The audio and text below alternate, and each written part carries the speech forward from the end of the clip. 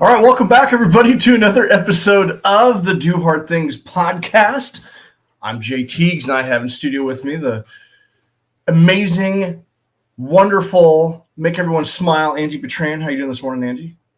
Doing great. It's Monday. It is another Monday, We're back. December 4th, 2023. Oh my gosh. How have you been? How's school going for you? It's almost over. It's almost over. I'll be home next week. I'm so excited. But it's been great. So one more week. That's awesome. Yeah. And I heard you've been getting some good runs in out on the East Coast. Yeah, man. I looked at the map Saturday and I was like, where have I not run? Where do I want to run? I'm like, I need the beach. I'm like, wait a minute. How far is Delaware from here? And I'm like, why would I ever go vacation in Delaware? I don't think I'm ever going to go to Delaware. Let me go to Delaware today. So I looked it up. It was 2 hours away, went to Rehoboth Beach. And it's so funny because I went out there, right? And I found a boardwalk. Cool. And I see all these people dressed as like Santas and elves and stuff. And I'm like, what is going on? And they were like, oh, it's the Santa crawl for charity, blah, blah, blah. So all these people were like running around. And then I see people walking down the boardwalk with beautiful medals wearing running shirts. And apparently earlier in the day, there was a marathon and half marathon that had I known about, I could have run in. Yeah. Missed it. I did. But I got there in time. The fog was coming. I've never been to a beach where it was foggy. You know, I'm from the Gulf, not the other side. And so the fog was rolling in and I ran. I got a 5K in there, ran most of it on the beach and then went and ran up on the boardwalk when it started getting a little bit too foggy for where I couldn't see somebody in front of me. But it was amazing. Like it was beautiful. Just the sound of the beach, it reinvigorated my heart and soul. So it was awesome. So Delaware. When I think of Delaware, I don't think of like, man, I need to go to the beaches of Delaware. So it's like one of those surprising places, right? Yeah, and it's so rich in history. Like I was talking to Rudy the whole way there. I was like, babe, we got to come back and visit. Like we never had Delaware on the map, but there's so much out here that we need to come back and see. So yeah. It was really cool. I love it when you have like one of those places. We were talking like over the weekend, like I'd like to do the highest point in every state. And, I remember going through Kansas, like I just got to check this one off the list because I'm, like you're trying to do a 5K in every state. So there's like these states that you think of like, I just got to get this one off the list, right? Let's just get this one knocked out and not thinking much about it. And then you get there and you're like, holy shit, that was amazing. Yeah. Yeah, it was. And the fog rolled in, so I couldn't even leave. I was planning on driving back that night. And so I ended up getting a hotel room on the beach. And so even though I couldn't see the beach, I could hear the beach and smell the beach. And when I first got up in the morning, the fog had let up and it was just, I got to go out and get sea glass and, it was a great, great Saturday, Sunday. It was great. Great weekend. Beaches of Delaware. That's awesome. Yeah. I had a similar experience this weekend on the topic of like not thinking much of something and then being blown away. Like I did the Castlewood 8-hour race. It's the country's third largest adventure race in the country. And they always give you the maps the night before. And it was like all urban. Like it was all going to be like in the city and city parks. I'm like, you're usually tromping around in the woods. Mm-hmm. And I'm like, oh, come on. I got to ride my mountain bike like through the city. It turned out to be the funnest race yet because it took us in parts of the city that we would ride our bikes to various parks. And then you get to the park and the parks were just beautiful. I've lived in West St. Louis County for years, but they took us to parks that I had never been to. And there was just a lot of like arts and sculptures. And I don't know, it was one of those things that it kind of, like, to your point, like I went into it kind of hesitant and came out like, man, this is amazing. So that's what we did this weekend. I'm going to do a detailed race report, separate podcast on it, but it was a lot of fun. But. Yeah, I'm going to post a video on my TikTok for anyone that wants to see it. It'll be a short video. So go follow me on TikTok, Eat, Run, Smile, or Angie Betran. Sweet. Yeah. Go follow Angie. That's right. All right, so in this episode, we're going to talk about the heart of endurance, uncovering like some mental strategies that make us unstoppable in the face of long-distance challenges. Humans were biologically wired to be endurance athletes, and we have the wiring for mental and physical endurance. So we kind of want to talk about the science of that, and maybe give you some strategies to kind of help tap into that. And I think that there's a great correlation with participating in these endurance types of events, whether it be your first 5K or training for a marathon, and your day-to-day life. That level of grit and discipline is something that can be kind of trained and honed into. Before we get into that, make sure you smash that subscribe button so you're notified of future episodes of the podcast. Go to Apple, leave us a review. They go a long way to helping us expand the Do Hard Things Nation. And this episode is sponsored by the Lions Guide Leadership Academy. The Lions Guide is a veteran-owned, operated leadership development company that consists of online courses, group training, one-on-one training, and in-person workshops. We believe that leadership solves most problems, and there's 3 key areas we focus on: knowing yourself, and leading teams. And our mission is to help everyday leaders become world-class leaders. And I'm the High Performance Development Director over there. We host The Forge, which is a high-performance mindset community where we focus on networking, frameworks, and challenging and accountability. So you can go learn more about what we offer there by going to lionsguide.com. We're also sponsored by Do Hard Things Apparel. We have high-quality apparel that inspires you. Join the Facebook group, the mailing list, submit a recommendation for the weekly wake-up winner. We're always nominating someone and acknowledging them for kicking ass and taking names and doing great things. And we're going to be hosting some future events. Our next race, official race that's on the books, is September 7th. And you can go ahead and register now. And we've got some pretty exciting things lined up for that. And we're going to have future other events coming up soon. So you're not going to miss out on that. Go to doourthingsnation.com. So, all right. Let's see here. All right. Hang on. I'm losing my notes here. I'm losing my mind. It is early. Oh, no. Oh, I've lost my mindset. I've lost my mind. I lost my place here. Sorry, I'm clicking on a couple tabs and I've lost a couple things. Yeah, I mean, welcome to Monday. All the tabs are open. Oh my gosh. All the tabs are open. That's how my brain operates. All the tabs are open. Well, what I was going to say, or what I was going to allude to, is that humans are naturally wired for endurance. And there's a great book called Born to Run. If you haven't read it, you need to go read it. It's a great book. Even if you're not really into running, it's a great story about the history of humans. And the bottom line is basically there's I'm going to butcher this a little bit, but down in Mexico, there's a indigenous tribe of people that are natural endurance runners. They're some of the best endurance runners in the world. And they basically, by studying them, they determined that, these people have been thriving down there, and they still hold these races, these endurance races. And the whole crux of the book is kind of like the origin of humans and endurance sports.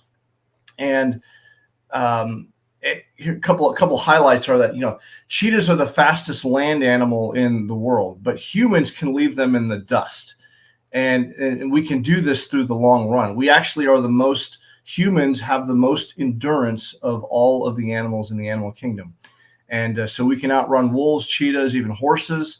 We're not very good sprinters, but we are very good hunters.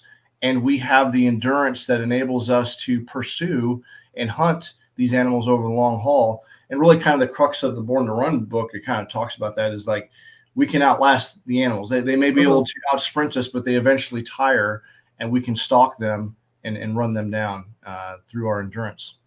And interesting. So it's interesting. And a biological component of that is our ability to sweat. Humans have 2 to 4 million sweat glands, which means that we can run and simultaneously cool our body at the same time. We don't have fur like a lot of other animals, like this dog over here that's laying over here. I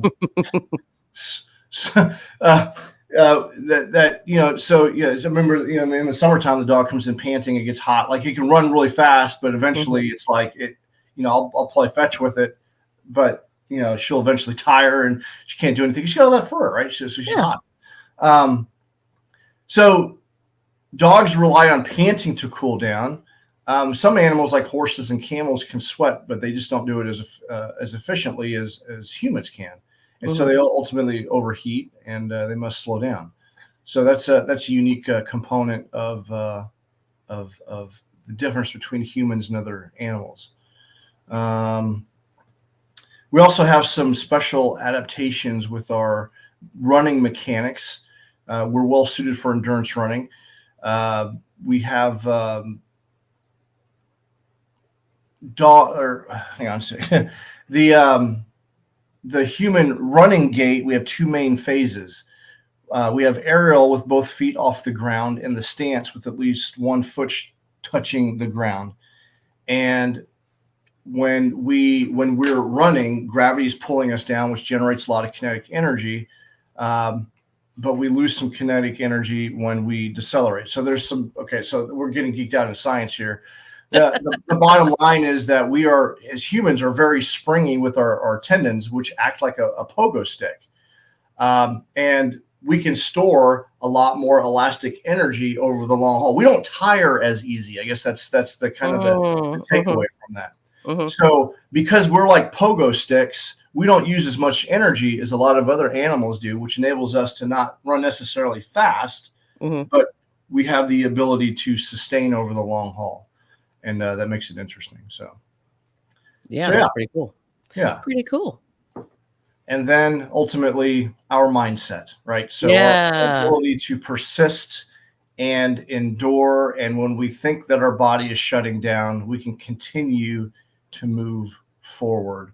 And I guess that's kind of like the crux of what we talk about here on the Do Our Things podcast is really mindset, mind over matter, right? So I mean, that's what it boils down to. Yeah. Like so, anyone that's run further than the last distance they ran knows it's all about mindset. It's always about mindset, even on the short distances. I mean, it doesn't matter. Whatever your longest distance is or your goal is, even if you've never run a mile and you just want to run a mile, it's all about mindset. Absolutely.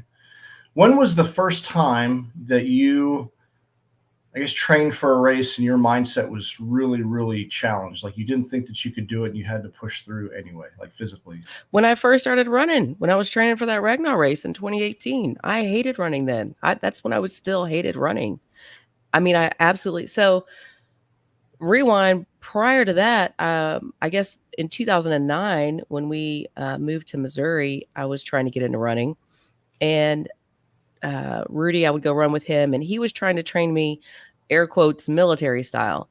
And anyone that's been in the military or run with people with the military running mindset, it's horrible. Like they drain the fun from running. Like it is horrible. And so it was I like at mile 1, I'm like, this is horrible. I hate this. I don't want to do this. But I didn't want to. I didn't let myself quit because I didn't like it. But I would say that's when I had to push through just to hit that 2-mile mark. Back then, I was just like, nope, this is horrible. I'm dying. No way. But there's a difference between training the military way, where you're training to a certain standard and time, and you got to keep going, blah, blah, blah, versus when I found my happy place in running, because I'm not in the military, you can stop if you want to. It's okay. You can go really slow if you want to. And you can stop and take pictures, and that's all right.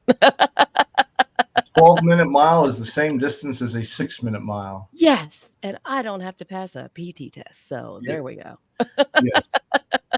You got to be able to enjoy it. That's one thing I found when people, when they don't stick with running or their training plan, it's usually because they've sucked the joy out of it in some way. Yes, sometimes you have to do the hard thing and kind of push through a workout. But if every single time you go out and run and you're finding it to be like you're really like it sucks the soul out of you, well, of course you're not going to stay with it. And there's a cool thing, and this is when I train runners. There's a variety. There's 5 different paces that I train people at. Most people run the same pace, oftentimes the same course, and they're running harder than they need to be, and it gets boring after a while. Or it's like it's what years of running in the military. It was like that. It was like we got to run hard every time, everywhere we go. Well, that's not smart. And the world's fastest runners don't even train that way. Even your Kipchoge and some of the fastest runners in the world, they run zone 2. They run very. Most of your runs should be very, very slow, conversational pace, enjoying it, with maybe one long distance run a week, and then one speed work a week, and that's all you got to do. That's it. Yeah, and there's a little geeky science behind that.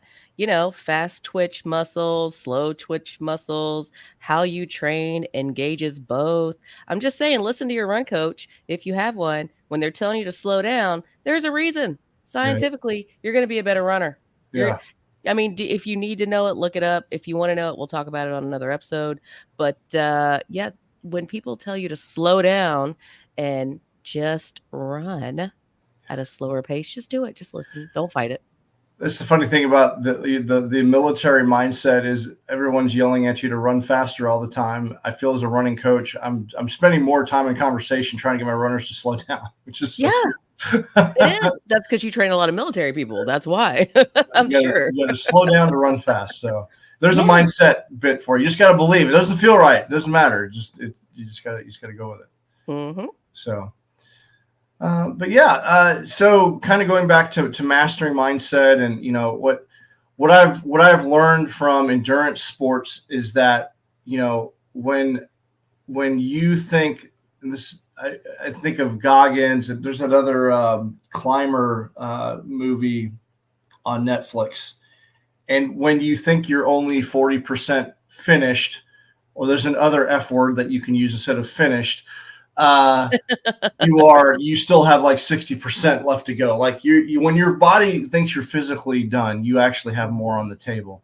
Yeah. And it's true. That's what I love about endurance sports is it forces you mentally and physically to brush against the wall and push through anyway. Mm-hmm. And I think that you will find in endurance sports more than anything else that most of it is mindset. It really is your ability to overcome when you are completely tapped out. And that's what I love about putting myself in those positions, because even like this weekend in with the adventure race, like there were moments where you're just completely physically tired. Mm-hmm. And it's like you go from one phase to the next, like getting off the bike into the canoe and you're paddling your ass off, and then you're soaking wet and you're tired. Then you get out of the canoe. It's like, okay, cool. That part is over. Give me a second, let me fuel up, get my mind right, and then we get on to the next evolution. But it's like at that moment, you could have completely wanted, every fiber in your body wants to quit, but you just kind of rewire your mindset and kind of push on to the next event, and you can keep going. You can go longer than you think you can. Well, yeah, and a way to do that is to chunk it down, chunk that time down. So, like for me, whatever your short distance is. So, me, for example, my short distance is a 5K. Like that is a very easy, comfortable, quick thing for me to do. So when I'm running anything, when I'm running a 10K, or if I'm running a 15K or a half marathon or a marathon or whatever I'm running, I chunk that down into 5Ks. And I click it off. Oh, there's another 5K. Oh, I've only got one 5K left or two 5Ks left. But that's how I chunk it down into smaller pieces versus going, oh my God, I've got another 10 miles to go. Like that's not what gets me through. What gets me through is just chunking it down just bit by bit. And if you're a 2 mile person, if you're just training for 2 miles, break it down into quarter miles and half miles. Oh, I've only got, a couple half miles to go. And you'll be amazed at when you reframe that thinking, how much easier it feels and how much faster it goes. Yeah. If you can chunk it down, like to your point, like I like to break things down like 5K distance. So it's like, what? I've got X amount of 5Ks to do. I do 5Ks all the time. Little 5K training runs. Like, okay, I got 2 5Ks to go. Mm-hmm. Let me just focus on the next 5K. Yeah. When we get to that mileage, we'll see where we're at, and then we break it down into like, okay, I got one more to go, and then you finish strong there. So anytime that you're doing anything, and I think that translates well into your day-to-day routine. Anytime that you have a project, break it down into bite-sized chunks. It doesn't seem nearly as daunting, and you can kind of persevere and push through. Yep. Every time. And it's just breaking it. So just breaking it down into sections as opposed to like tackling the whole beast. It makes it Yeah. just so much more manageable physically and mentally. And Mhm. wherever your mind goes, where your body will go. Yeah. What is that? Where your mind goes, your energy flows? Absolutely. Is that what it Yes. is? Who was that? Tony Robbins? I don't know. I I don't think remember it's who Tony it was. Robbinsism. Yeah. I don't know. So you can always can I do one more? You can always do one more. So yeah. Mhm. I think that something a technique that has helped me quite well, and I've done it in my personal life, and I've done it in racing is to visualize, like when you toe the line at an event, visualize how the whole race is going to go. I would say don't do it like don't toe the line and then visualize. You want to do it leading up to the event. So visualize the entire. Uh, uh, from getting there, packet pickup through the entire sequence of events that's going to happen during your race. And I do this in my personal life when I'm working on projects as well. But focus on that. There's a great story about Jim Thorpe. He was the Native American that I forgot what Olympics it was, but big story was that he was I think it was a pentathlete. There's multiple events. His shoes, he lost his shoes, and he found a set of shoes, and they were the mismatched size, and he basically just destroyed everyone during that Olympic event. But on the ship over there was a reporter. He was sitting in a chair, and being Native American, they were kind of giving him some crap anyway. But the reporter was kind of snarky with him, and basically asked him how he was going to finish over there. And he's like, "I'm going to win." And he's like, "Well, how are you going to do that?" Well, I'm visualizing myself doing the long jump like right now. Like he's like Mhm. working through that sequence, just visualizing it. And that was before visualization became really, really popular. That was a technique that he was using. But bottom line is, by visualizing, kind of goes back into manifesting, right? You're already putting yourself there. You're already seeing it happen. You're already anticipating some things that could happen, and you're kind of problem solving to that to make Mhm. the entire event much smoother. Yeah. And it's like experiencing it before you even get there. And there's some powerful mindset ability to endure to get through it by doing that. How do you visualize things? I do. I do. And that's part of that is also knowing that when you visualize and when you do that, your mind doesn't when your eyes are closed and you're sitting there and the power of thought is so strong and real. Your mind does not know the difference between your brain does not know the difference. Your thoughts don't know the difference between physical activity and thought. So when you're visualizing it, you bring up these emotions, you bring up these body processes. I mean, there's a lot of things that happen, um, and these connections that start happening in your brain. And then when you go out and do it, it's a completely different experience. And we don't have time to go into all the science geeky stuff on that one, but there is a lot of power in visualization that people don't take into account. Yeah, absolutely. So you can, yeah, but visualization is a powerful thing. I know Angie and Mhm. I, we're believers of the law of attraction. And the more that I've become more of a believer in it, the more that I have practiced it. But the more that you can think about things, it just lines up. So, because your subconscious is working, and when you visualize things, it lines up your actions and thoughts Mhm. to let your subconscious kind of like I don't know, lay the tracks, if you will, to where it is that you want to go Yeah. without you even thinking about it. Mhm. I think visualization is really powerful, like before you go to bed, because while you're sleeping, you're allowing your brain the opportunity to kind of work on the processes while you're sleeping. I know it sounds kind of hokey for those that may not have done it before, but give it a try. Give it a Yeah. try. Next time you have a run, or if you're dealing with something in life, like a project in life, just sit down, close your eyes, and just imagine the sequence, like visualizing yourself going through the entire process to completion, Mhm. and actually feeling it, like feeling like the sense of accomplishment when you're done. And it's amazing how powerful that process works. Um, yeah. So. Visualize. Yeah. So this class I'm in is the absolute hardest academic class I've ever taken in my entire life. And there are a lot of people who have been done. Like they're just like, I am so ready to be done with this. But you can see it on their faces. Like they're done. They don't want to give anything else. But every day I think about getting the certificate of completion and all the things in my career, it's going to open so many doors, right? And so when the instructors or, we'll walk in the hallway, they're like, "So, how you doing?" I'm like, "I'm great." And they're like, "Are you still enjoying it?" I'm like, "Hell yeah, I am." Like, I'm still here. I'm in the fight. I'm loving it. Like, I'm so excited to be here because I think about and I visualize the end state, the completing the course and all the things that's going to happen because I've put in all the work in the course. My life is not sucking for me. It is hard. This is so mentally taxing, but it's worth it. And there's so many rewards that I'll reap because of it. But people lose sight of that. And you can see it because, literally on Friday, the teachers are like, "Man, I think you're the only one that's still excited to be here." I'm like, "There's no reason not to be excited to be here. Nothing but good can come from completing this course. Nothing but good can come from it." And it's just, yes, to Jay's point, They, visualize it. they can't believe you're excited to still be there enduring this mental. No, they can't, but I am. I am. It is just it is what it is, and there's so much good that's gonna come from it. So why should I be upset and like, "Oh god, I hate this." No. No. Yes, it's hard, but we do hard things, right? That's Yeah. what we live for.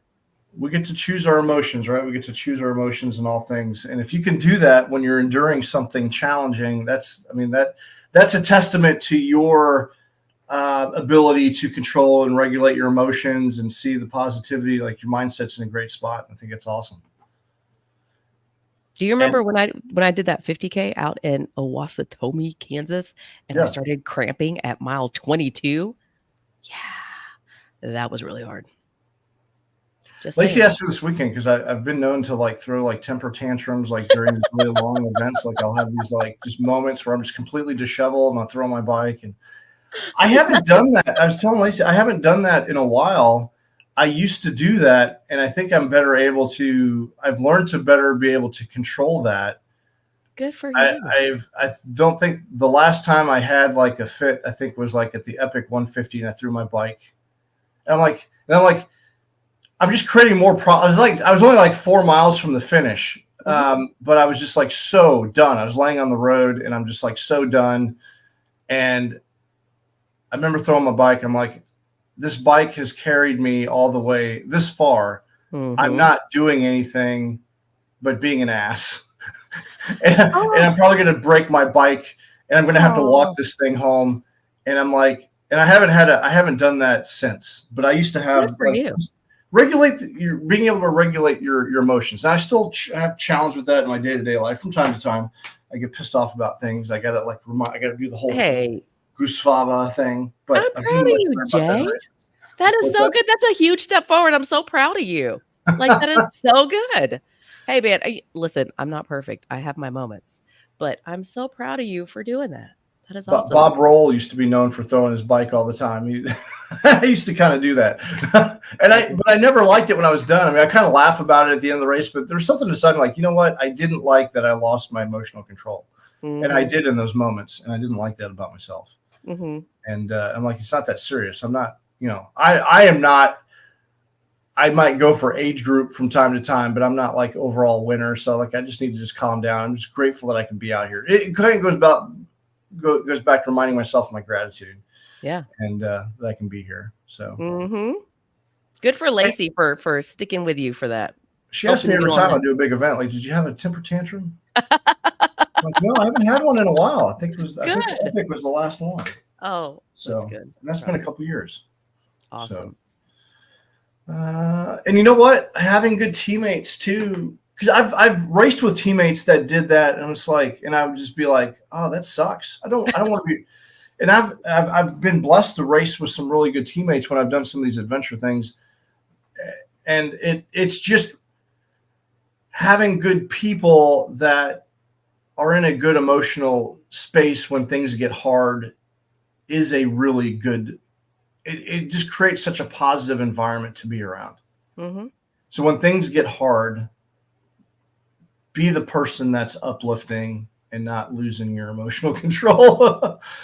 I feel like I've graduated from that, and it's taken a while. It took putting myself in these situations numerous times to kind of break through that. Well, I mean, listen, we're all humans, so we're all gonna have our moments, right? It's how do we recover? How quickly do we allow ourselves to sit in that mess, and then how well do we dude, when I first got here, I was running a 5K, right? Because running, stopped and ran in Indianapolis, stopped and ran in Ohio, ran in West Virginia, came here, ran the next day. My lower back has caused I've got some stupid injury from the Tough Mudder last April, and pain so bad that I almost couldn't finish a 5K. And a 5K to me, normally, I won't even go out for less than a 5K because that is my easy. That is my easy. And when I got to mile 2 and I could barely walk, I lost it on the track. I was crying like, "Oh my god, I can't do this and that." And then by the time I got to the elevator, I'm like, "Get your shit together, man. Like, what is Yeah, wrong yeah, with you? yeah, you, yeah. you it's okay. You're gonna be fine. Listen to your body, heal, rest, and then get back out there and kill it. And then you can start training back up again." So we all have our moments. It's Uh, just and it's what I love about these events because it kind of puts you out there in these positions, and it just makes you better when life actually happens. yeah. Like, and so you're really putting yourself out there in a controlled environment to really, really push your mind and your body and work through some of these things. And I think it just makes you, I don't know, it goes hand in hand. Mhm. It allows you to just be, to get better in so many ways. It's what Yeah. I love about these events that push you to your absolute limits. And then Yes. you get to be in that state of really, working through, like, Prob talking yourself off the ledge and yeah. working Problem through your emotions solving. and feels and everything. So Absolutely. And guess what? If you're listening, anybody can be an endurance athlete. Anybody. Anybody. Just absolutely. little nugget there. Little nugget. All right. Well, we need to transition now. We're Mhm. going to move toward the exit of the show here. But all right. So we usually have a weekly winner spotlight, but this is more of let's call this a life well lived segment. This is Bob Burgess. Bob was a former, we highlighted him a few months ago. I don't remember exactly what month, but it was probably over the last summer. Mhm. And Bob recently, as just yesterday, he passed. And so this is sad, but we're also celebrating because I truly believe that he went to go be with the Lord, and we should celebrate that. Bob was I don't know, I got to meet him at the end of life, and he was just such an inspirational and kind man. Mhm. And he had he had been struggling with health. He just recently lost his son too, and but he's in a better place now, and we just want to thank Bob for just demonstrating what kindness. When I think of Bob, I think of grit, determination, and kindness because he was incredibly just kind. I mean, he just I'm going to cherish my friendship with him. The short time that I got to know him, Mhm. he's wearing the shirt that we sent him, the "Remember Why You Started," and he was a veteran, U.S. Army, and we just appreciate a life well lived and demonstrating what kindness and grit and determination look like. So. Mm. Absolutely. So, Bob, we know that you're looking down on us from heaven, and just keep getting after it. And we look forward to seeing you eventually. I'll see you again, buddy. But yeah, kind of a somber bad news. It's you hate to hear about these things, but also knowing he's in a better place. So, Absolutely. all right. So, well, that's it for today's show.